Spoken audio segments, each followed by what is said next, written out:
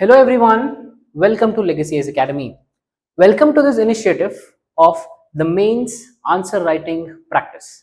If you are a person who is very seriously preparing for 2024 prelims and the mains examination, these are the videos that you should not be missing out on.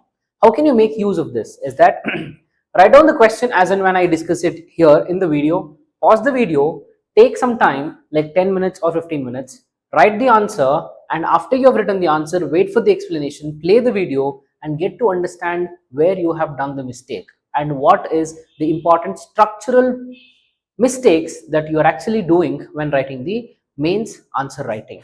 So with this introduction, let's begin with the video for the day and let's begin with the questions for the day.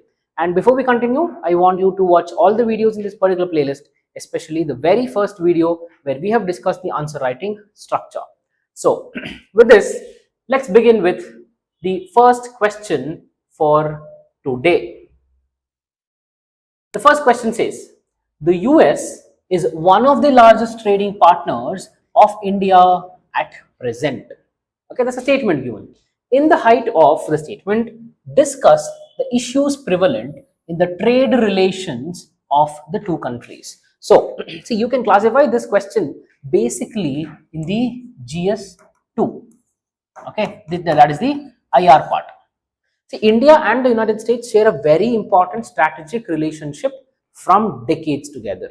That too after 2014, after the present government started implementing policies like privatization, globalization, digital India, startup India, stand up India, invest India, and promoting the foreign direct investment into India. After all these policies came into existence or came into picture, India started inclining more towards USA than towards USSR or Russia for that matter. So in this context, one important fact to be remembered is that India enjoys something called as trade surplus with United States of America. State surplus in the sense India exports more to USA than India imports from USA. So that is called as trade surplus. So India enjoys trade surplus worth $50 billion with respect to the United States of America. $50 billion is a very, very huge amount. So $50 billion worth of trade surplus is what India enjoys with United States of America. And because of this reason, and remember, we enjoy a lot, or we have a huge trade deficit with respect to China and many other Middle Eastern countries because we import crude from these countries. So USA is one such economy, matured economy, developed economy, leading economy in the world, and the oldest democracy in the world. So with USA, we enjoy trade surplus, and this is something that is very strategic to India's and the USA's relationship. Okay, and even USA considers India to be the world's largest democracy and whatnot. So India and the US share a very cordial relationship, and it's a strategic level defense relationship, and also the science and technological relationship that we have between India and USA. So with this understanding, let's start the issues in the trade relationship. I guess you have understood what is the basis for the India-USA relationship. The very important basis for the India-USA relationship is the democracy. Correct? Let's start with the issues. The first issue that's there in the trade relationship between India and USA is the tariff. For example, when we talk about the tariffs, I'll just give you an example. They have manufactured EV, for example, Tesla, based in USA, manufactured in USA, marketed in USA, profit in the USA. So Tesla, if Tesla wants to enter India's market, okay, so we have a trade policy, we have a tariff policy where manufactured EV imports are 100% taxed in India. 100% taxed in India. What do we understand by this 100% taxation in India? See, it is very simple. 100% taxation in the sense, if the cost of the product is rupees 50, we will impose 50 rupees worth of tariffs. Simple. For example, Tesla cars, the basic model of the Tesla is costing 40 lakh rupees when you convert rupees into dollars in the United States of America. But when we try to import it to India, the cost of the same car is getting escalated to 80 lakh rupees. That is nothing but the 100% tariff that we have on the manufactured EV vehicles. So this is the tariff. Let's talk about agriculture. Okay, with respect to agriculture, India has closed its doors with respect to agricultural produce and agricultural products, right? Even including the dairy products for that matter. India has not opened its borders with the United States of America. So that is what one issue that we have with respect to trade. Intellectual property rights, IP. As we know, USA is an economy which relies on the R&D, the research, development, design, everything happens in the United States of America, and the USA enjoys the IP. Okay, that is intellectual property rights. But India doesn't encourage such IPs for life-saving drugs. Like for example, Covishield and Covaxin. These are the life-saving drugs. For these life-saving drugs, if some corporates enjoy the intellectual property rights, then it will deprive the other people, a common people, their right to life. So India is against such important IPR. Forced localization. Forced localization was promoted both by India and America. Okay, India, we have a policy called as Make in India. We also have import substitution policy coming into picture. So all these are the examples of forced localization. And with respect to America, we have the America First policy coming into picture during the Donald Trump. Investment. Okay, investment. With respect to this, India is very much open to any of the investments that we get from abroad, and India attracts a lot of FDI from abroad.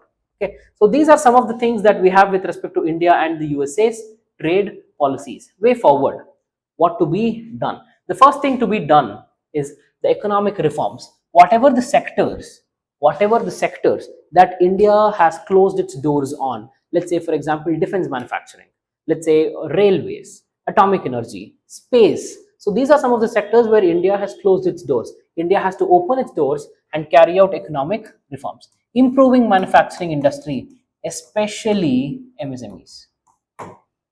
Okay, so we have a great need for innovation in both the economies of India and United States of America. So having these issues, and if we are able to solve these issues using these way forward policies, then India and USA will for sure have a very cordial relationship in the near future, as both are very great democracies. Okay, let's start with the second question for the day. Farm reform is the need of the hour. Farm reform is what we're talking about. Farm reform is the need of the hour, that is agricultural reform we're talking about, to achieve the welfare of the agriculture sector.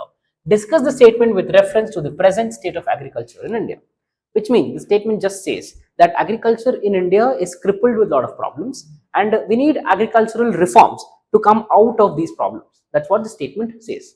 First one, let's talk about what are the problems that we have with respect to agriculture. Varying yields across states. We have some rich states and we have some poor states with respect to agriculture. Let's say Punjab, Haryana, okay, West Bengal, Andhra Pradesh, Telangana, Tamil Nadu, some bit of Karnataka and Maharashtra. These are the states where the production of the food grains is actually very good. And these are states having higher yield. At the same time, we also have states like Kerala, West Bengal, Chhattisgarh, Jharkhand, okay, Rajasthan. These are the states where the agricultural production is very weak. So we have varying yields across the states. Lack of infrastructural development, maybe roads, okay, it can also be the capital expenditure, equipment that we have, everything included. Lack of infrastructural development, lack of effective decentralized market, lack of effective decentralized market.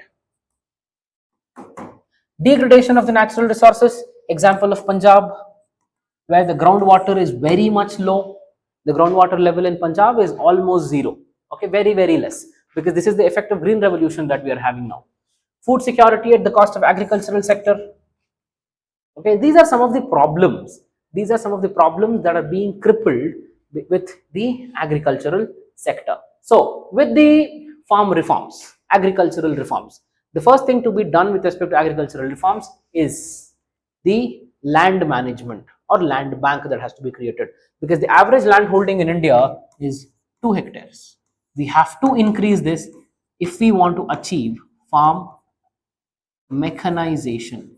If we want to achieve farm mechanization, then increasing the land holding is the very important thing to be done. Okay, maximizing the income and minimizing the risk, this is to be done. Maximizing the income, this is what the government also aims on. The present government is working on a policy called as doubling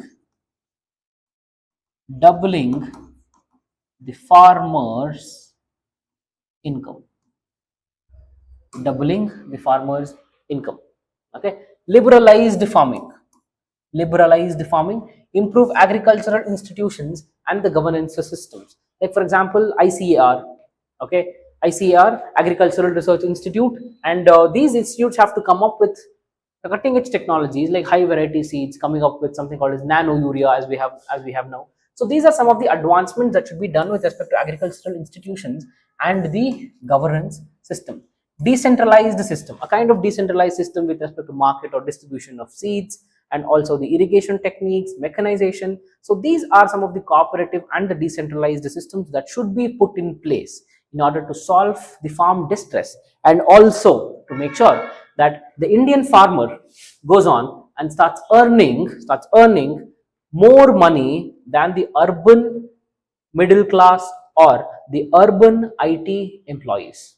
Okay, so with this, we have come to the end of the video. If you have liked the video, hit the like button and also subscribe to Legacy IAS Academy for more such enriching content. Have a nice day. Thank you.